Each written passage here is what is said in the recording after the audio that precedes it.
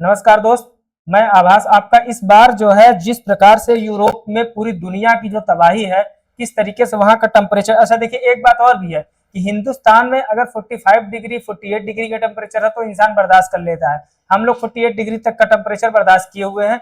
लेकिन यहाँ पे क्या है कि 40 डिग्री टेम्परेचर, 40 डिग्री तापमान, सड़कों का पिघलना और जिस तरीके से वहां के नॉर्मल जीवन और यूरोप की पूरी आर्थिक स्थिति हिली हुई है, तो उसका मुख्य आधार क्या है? यूरोप में गर्मी का जो भयानक प्रकोप है उसके किस प्रकार से आंकड़े दुनिया के सामने प्रस्तुत किए गए और क्यों वहां पे यूरोप में एक इमरजेंसी, एक जो है तापमानी इमरजेंसी के रूप में घोषित किया गया, तो उसका इस प्रकार से क्या कारण रहा, किस तरीके से ये पूरा परिवर्तन आया, किस तरीके से पूरी कहानी सामने आपके निकल के आई है, इसके बारे में हम यूरोप इस समय भीषण हीट वेव और हीट डोम के चपेट में है। और हीट डोम के चपेट में इसलिए है क्योंकि यूरोप इस बात को फ्रांस, जर्मनी, इटली और ब्रिटेन, देखिए चाहे वो फ्रांस रहा हो, चाहे वो जर्मनी रहा हो, चाहे वो इटली रहा हो, चाहे ब्रिटेन, ये यूरोप के एक विकसित देश है। और देखिए इंसानों द्वारा जो किया गया जलवायु परिवर्तन है, इतना विकास ये लोग, अभी प्रधानमंत्री नरेंद्र मोदी जो है गए थे वहां पे, ठीक है, जब ठंडा माहौल था तो होके चला है, ठीक है। अब यहाँ पे ठंडा माहौल है तो यहाँ पे आ चुके हैं, समय के हिसाब से ही वो चलते हैं।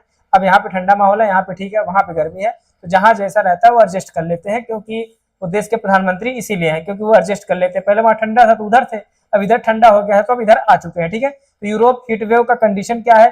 जर्मनी के हिसाब से तापमान जो है 40 डिग्री टेम्परेचर, मतलब 40 डिग्री टेम्परेचर में यूरोप इतना तप क्यों रहा है? इसका मुख्य आधार यह है कि किस तरीके से वहां पे जो है सड़कें पिघल रही हैं, रेल पटरियां टेढ़ी हो गई हैं, और किस तरीके से तमाम आर्थिक और सामाजिक और अब तक के 1300 से अधिक, ज्यादातर 1300 से ज्यादा लोगों की मौत हुई। तो मौत होने का मुख्य आधार यही रहा कि हीट वेव में इतना इतना ऐसा क्या हो गया कि लोग जो है जलवायु परिवर्तन के कारण जो है इतने सुहाने यूरोप को पूरी तरीके से परिवर्तन का सामना करना पड़ गया, ठीक है। तो सुहाने मौसम वाले देश में गर्मियों का यह पूरा प्रकोप ऐसा कैसे हो गया, ठीक है। तो यूरोप में गर्मी का भयानक प्रकोप, प्रमुख आंकड़े किस प्रकार से रहे?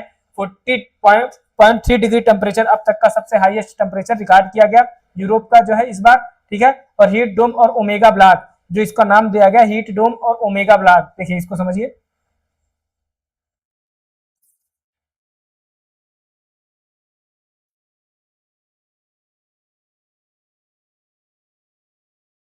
हीट डोम या इसी का नाम दिया गया ओमेगा ब्लॉक, ठीक है।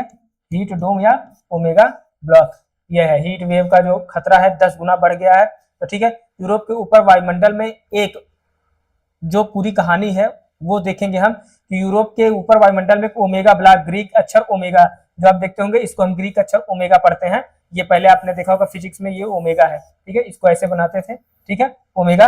तो ये पूरी तरीके से ग्रीक अक्षर ओमेगा जैसा मौसम पैटर्न बन गया है, जिसके कारण ये पूरी घटना, जिसके प्रभाव एक हीट डोम निर्मित हो गया है, और इसी के कारण जो है उत्तर अफ्रीका की तरफ आने वाली गर्म हवाओं को ढक्कन की तरह रोक लेता है। और जब ढक्कन की तरह रोक लेता है तो उस एरिया में जब ढक्कन की तरह रोक लिया गया तो उसका जो है पूरा वो एरिया क्या पड़ गया? गर्म पड़ गया, ठीक है। हवा स्थिर हो जाने के कारण तापमान लगातार बढ़ता जा रहा था, इसके कारण जो है हम पूरी तरीके से जो है यूरोप को तबाह होते हुए देख पा रहे हैं कि यूरोप के लोग और यूरोप की स्थिति कैसे जो है इंसानों द्वारा किस प्रकार से जलवायु परिवर्तन किया गया और इंसान किस तरीके से जो है इस पूरी कहानी को अंजाम दिए हैं। तो ये जो है इतना टेम्परेचर आज की क्लास में हम समझेंगे, क्या समझने वाले हैं? मुख्य रूप से तापमान का हाहाकार क्यों हुआ।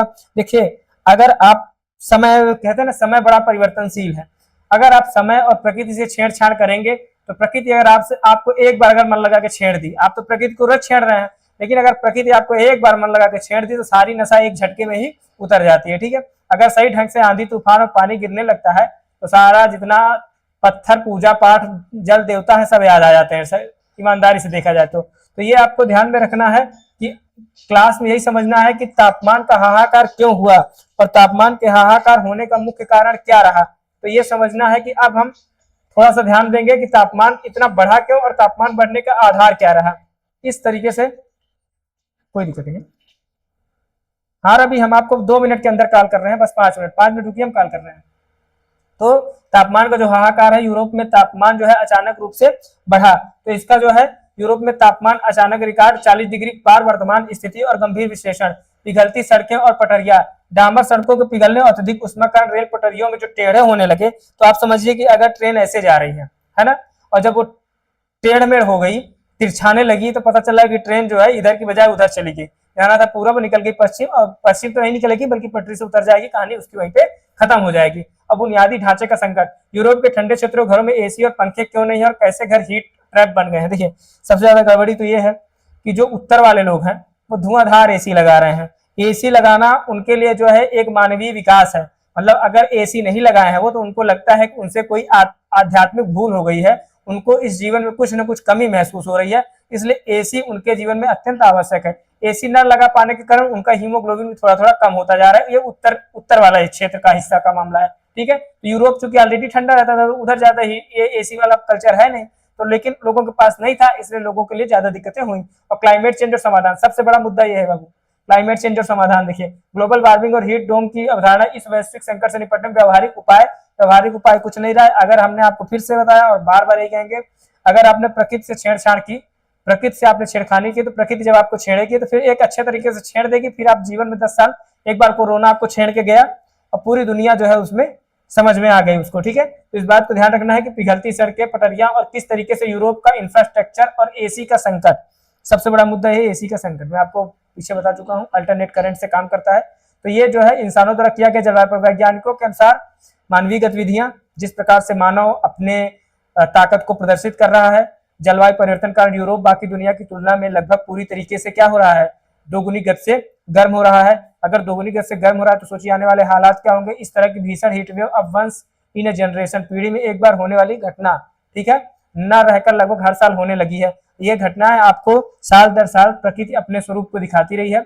अब जो है 2019 में कोरोना को दिखाया गया, अब यूरोप का नंबर था उसने हीट वेव को दिखाया। और ये प्रकृति आपको बार बार समय के हिसाब से आपको समझाती रहती है, बाबू समय से ज्यादा नहीं, और समय से ज्यादा अगर आप ज्यादा दिखाएंगे तो फिर आपके लिए कहीं ना कहीं दिक्कत है। इसलिए थोड़ा सा आप गर्मी में भी रहने की कोशिश करें।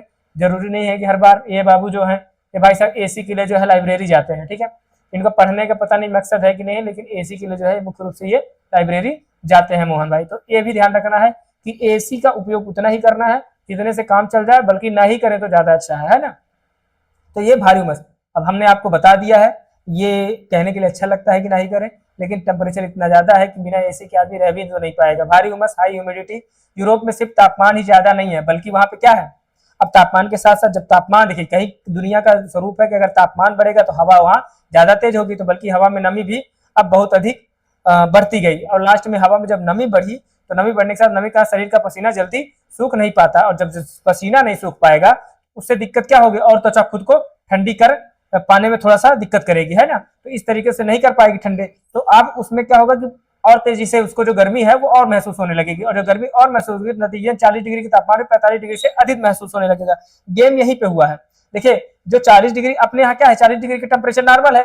आप समझिए कि यूरोप में 40 डिग्री का टेम्परेचर लोग क्यों नहीं बर्दाश्त कर पाए, और यूरोप में 40 डिग्री टेम्परेचर लोग इसलिए नहीं बर्दाश्त कर पाए कि वहां पे जो है नमी के कारण शरीर का पसीना जल्दी सूख नहीं पाता है। समझिए, नमी, वहां की जो हवा है वहां में नमी है, तो अपने यहाँ की हवा में नमी नहीं है, इसलिए पसीना सन्न से सूख गया था। अगर हवा चली, पंखा सामने बैठे आपने, पसीना तुरंत सुखा देता है। ठीक है, लेकिन यही यूरोप में कमी थी। मुख्य रीजन यही पे, जो इसका मेन पॉइंट था वो यही पे था कि वहां पे जो हवा है वहां पे नमी ज्यादा है हवा में, इसके कारण उसका पसीना नहीं सूख पाया, त्वचा को ठंडा नहीं कर पाया। और जब त्वचा को ठंडा नहीं कर पा रहा है तो जब त्वचा ठंडी नहीं होगी तो नतीजतन 40 डिग्री का टेम्परेचर उसको 45-48 डिग्री लगने लगा है। अब मामला यहीं पे बिगड़ गया। मामला जब यहाँ पे बिगड़ गया, वही टेम्परेचर वहां पे बढ़ता गया, उसी के कारण जो है वहां पे पूरा गेम पलटा है। और इसके कारण यूरोप का पूरा संकट, यूरोप की पूरी कहानी, यूरोप का पूरा पर्यावरण सिस्टम, बुनियादी ढांचा, किस तरीके से तैयारी में कमी रही, पूरा जो है 2 मिनट में बाहर निकल के आ गया। और दूसरा जो सबसे बड़ा बात था, यूरोप में एसी की कमी, क्योंकि यूरोप दुनिया में ऐसा विकसित देश है जहां पे अपने आप में वो ठंडा प्रदेश माना जाता है। वहां पे कहीं कोई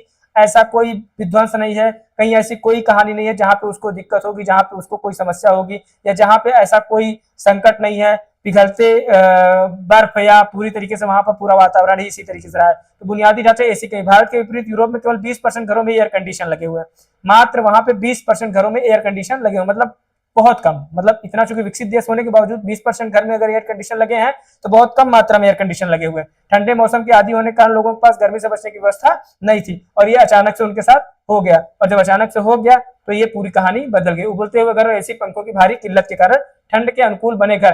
भारतीय देशों में पारंपरिक रूप से अत्यधिक ठंड पड़ती है, इसलिए वहां के घरों में गर्मी के अंदर लॉक रखने के लिए डिजाइन किया गया था। डबल प्लेज खिड़कियां और मोटी दीवारें जो सर्दियों में वरदान थी, आज बिना वेंटिलेशन एसी घरों को हीट ट्रैप उबलती भट्टी में बदल रही है। एसी और कूलर का न होना नगर पहुंचे। ऐतिहासिक रूप से गर्मियों में यहाँ तापमान 25 डिग्री सेंटीग्रेड रहता था, जिससे घरों में एयर कंडीशनिंग की कभी आवश्यकता ही महसूस नहीं हुई। अचानक बड़ी बात, वर्तमान तीव्र गर्मी में बाजारों से पंखे, कूलर और पोर्टेबल एसी रातों रात गायब हो गए तथा आपूर्ति की पूरी तरह से आपूर्ति की व्यवस्था चरमरा गई। देखिए मेन मामला ये निकल के आता है, जब आप समझे बुनियादी ढांचा क्या है, इसको जब आप पूरा देखेंगे तो एक चीज आपको ये समझ में आएगी कि ये पूरी पिघल जो पूरी कहानी है जो निकल के आई है, इससे जो है यूरोप का पूरा सिस्टम पूरी तरीके से बिखर गया।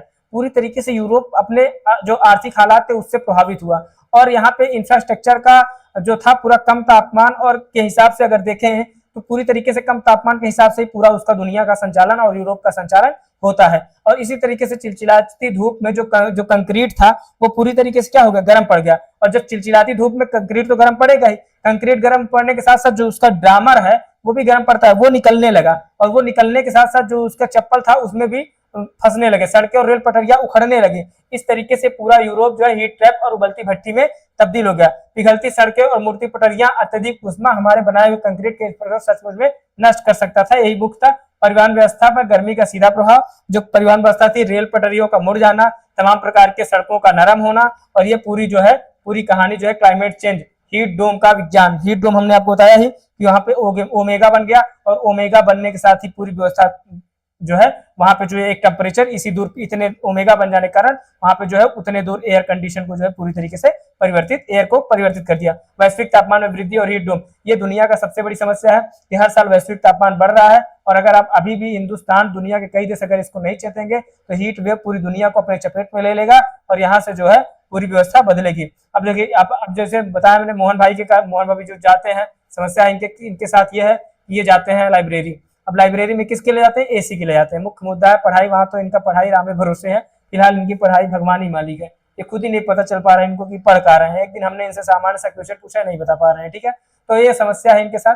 इनकी समस्या क्या ही बताएं, घर पे बता दिए हैं कि हमको लाइब्रेरी ज्वाइन करना है, उसके लिए घर वाले इनको 1200 का महीना देते हैं, जिसमें से 600 वहां पे देते हैं, 600 का समोसा खा लेते हैं धीमे से, बिना चटनी का वो भी। तो ये इनके साथ समस्या है, लेकिन वो हम नहीं समझेंगे कि मामला क्या है। आगे हम चलेंगे। जंगलों में आग और नदियों का जल संकट, मुख्य मुद्दा ये है। आपने देखा होगा पिछले साल उत्तराखंड में किस तरीके से जंगल में आग लगी थी, पूरा उत्तराखंड प्रभावित हुआ था। और ये अगर आप पर्यावरण से फिर से आखिरी बार अंतिम में आपसे बार बार रिक्वेस्ट करूंगा, अगर आप प्रकृति से छेड़छाड़ करेंगे, प्रकृति आपको सिर्फ एक बार छेड़ेगी, सिर्फ एक बार छेड़ेगी। आप उसको 20 बार छेड़ेंगे उसको कोई असर नहीं होगा, लेकिन अगर वो एक बार आपको मन लगा के छेड़ दी ना, सारी नशा सारी अकड़ 1 मिनट में गायब हो जाएगी, ठीक है। तो ये याद रखना है कि आप नदियों को स्वच्छ रखेंगे, कसम खाइए। आपको 2 बात हमेशा याद रखनी है, नदियों को स्वच्छ रखना है और मंदिर मस्जिद में दान नहीं करना है। 2 बातें हमने आपको पहले बताई है कि नदियों को स्वच्छ रखना है और मंदिर मस्जिद में दान नहीं करना है, ये बात को कसम खाइए। और मंदिर में फूल चढ़ाएंगे, पैसा नहीं चढ़ाना है, ठीक है। यूरोप में सबसे महत्वपूर्ण वो लूट ले गए हैं, वहां पे देख रहे हैं आप लोग खुद ही, तो ठीक है। इंसानी जीवन और स्वास्थ्य पर घातक असर, किस प्रकार से इंसान का शरीर, किस प्रकार से इंसान का भौतिक जीवन, किस प्रकार से इंसान का सामाजिक परिवर्तन होता जा रहा है, विश्व के लिए सबक और ग्रीन सोल्यूशन क्या रहा है, इंफ्रास्ट्रक्चर में किस प्रकार से बदलाव रहे हैं उसके बारे में। और जो है पूरी तरीके से ये निष्कर्ष ये रहा कि मुख्य बात ये रही कि अगर टेम्परेचर बढ़ेगा और अगर टेम्परेचर बढ़ेगा तो उसका आर्थिक हालात क्या होगा।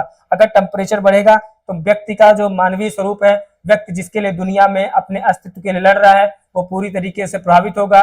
नदियां प्रभावित होंगी, तालाब प्रभावित होंगे, व्यक्ति प्रभावित होगा, सामाजिक जीवन बदलेगा और उसके साथ साथ जो सबसे बड़ी चीज है वो आपकी त्वचा बदल जाएगी। तो टेम्परेचर पे ये ध्यान रखना है कि आप प्रकृति के साथ प्रकृति का संरक्षण करने के लिए पर्यावरण, अभी 5 जून को पिछली बार पर्यावरण दिवस मनाया गया था, तो 5 जून को आपने जो है पर्यावरण पे पेड़ लगाने के लिए आह्वान किया गया, वो आह्वान आपने स्टेटस में लगा दिया। पर्यावरण, आप लोगों की सबसे बड़ी समस्या है कि आप मोबाइल, फेसबुक और इंस्टाग्राम के स्टेटस में ही पेड़ लगा देते हैं, तो इसके लिए जो है आपको धन्यवाद। तो वहां पेड़ लगाने से फायदा नहीं होने वाला है, मेन है सामाजिक रूप से जो है आप प्रकृति पे, जमीन पे और नदियों और तालाबों के पास भी उसको हरा भरा बनाएंगे और देश को सुनहरा बनाएंगे, तभी सुरक्षित संक्षिप्त रहेंगे। यही जो है आज के लिए जानकारी था, मुख्य मुद्दा यही था।